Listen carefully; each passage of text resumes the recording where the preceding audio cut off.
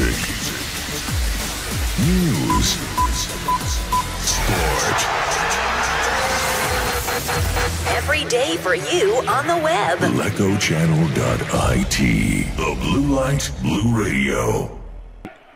Cavalli gestisce il pallone nel cerchio di centrocampo con maestria e lo smista su Cristofoli che entra in area dalla sinistra. Cristofoli sul fondo, il tentativo di palla al centro, viene anticipato Caraffa, poi Moleri in posizione di ala destra, il cross al centro, Cavalli, Bignotti da due passi alto sopra la traversa, occasionissima per i blucelesti.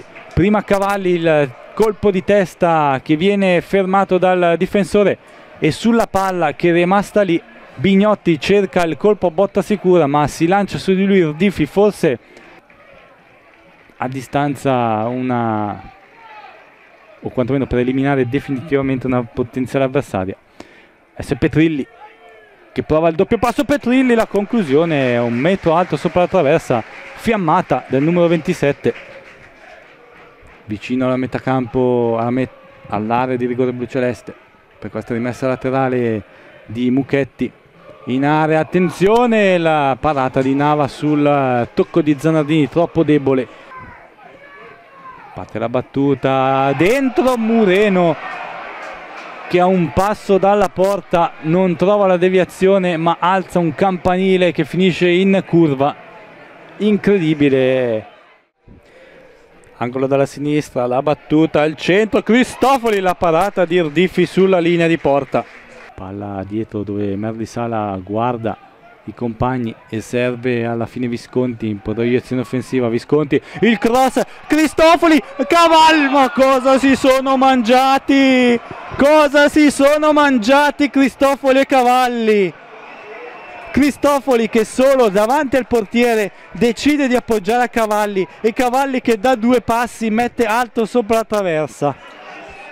Scambia Petrilli, Luoni, Cavalli, giocata nello stretto dei blucelesti, poi Merlisala che prova la botta da fuori e quasi va a bersaglio di pochissimo a lato, la conclusione bellissima di Merlisala.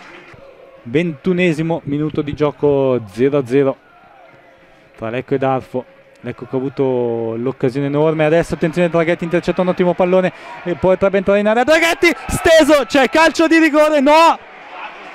Cartellino per Draghetti. Poi Visconti, il buon tocco per Petrilli che adesso svaria su tutto il fronte, linea di fondo, Petrilli prova il tocco dentro per Visconti, in area il cross basso e c'è la rete del Lecco! Draghetti a segno!